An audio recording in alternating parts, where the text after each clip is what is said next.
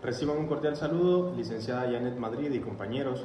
Mi nombre es Imer Ariel Urquía y en el presente video hablaré acerca de la fianza desde una perspectiva general, vista como una obligación que contrae una persona para garantizar otra obligación previa ajena.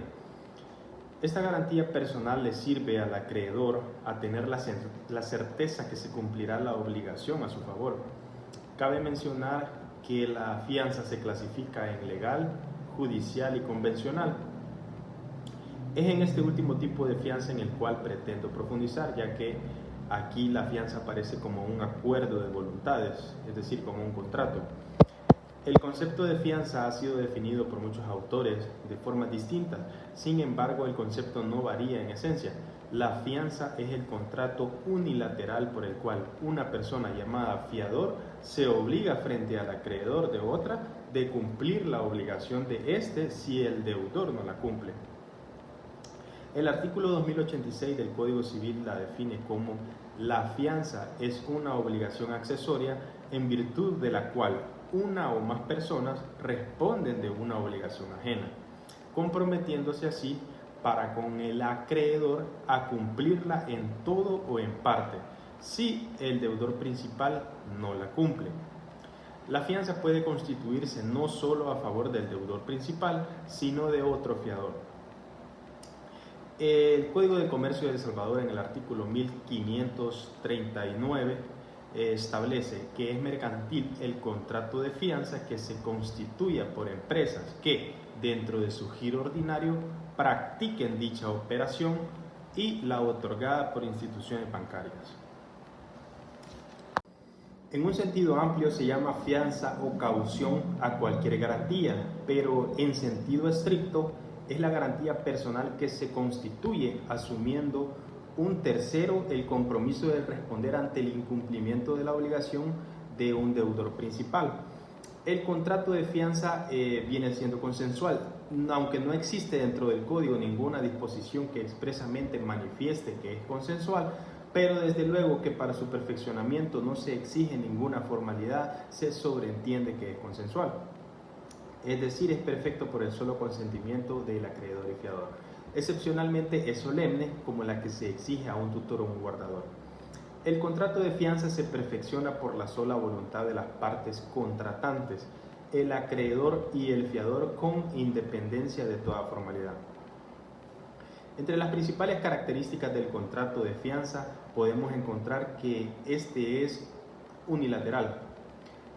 Únicamente el fiador es deudor. El acreedor no asume ninguna obligación con respecto al fiador, salvo la obligación por completo negativa de no comprometer la repetición del fiador contra el deudor principal.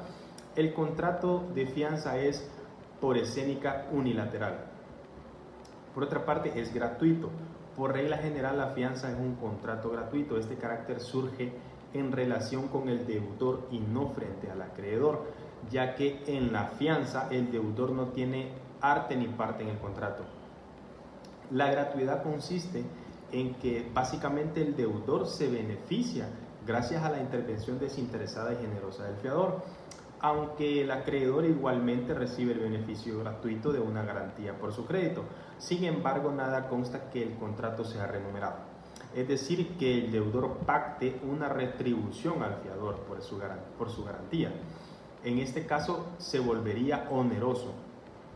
Cuando nos referimos a un contrato a título oneroso, el contrato de fianza no es nunca título gratuito. El fiador no se obliga para con el acreedor llevado por un espíritu de libertad para con este.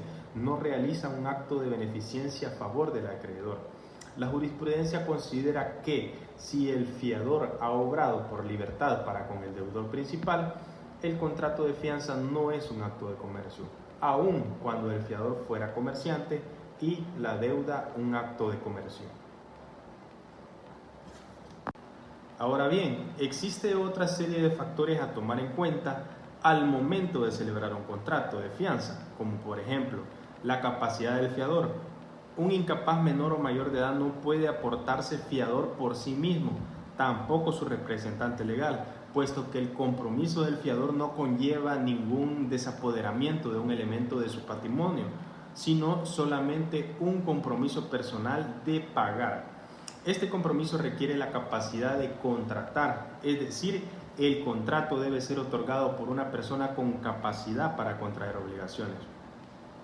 Por otra parte, tenemos la solvencia. Una persona que no reúna ciertos requisitos, sobre todo el de solvencia, resultaría un fiador ineficaz.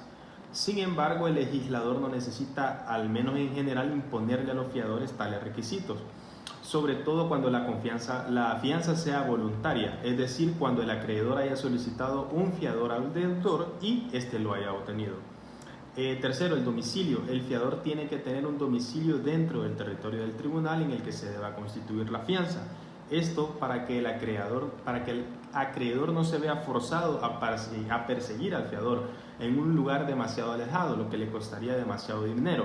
Además, tiene por objeto que el acreedor pueda vigilar la solvencia del fiador. En cuanto al límite de la responsabilidad, esta puede ser limitada, ilimitada, simple y solidaria.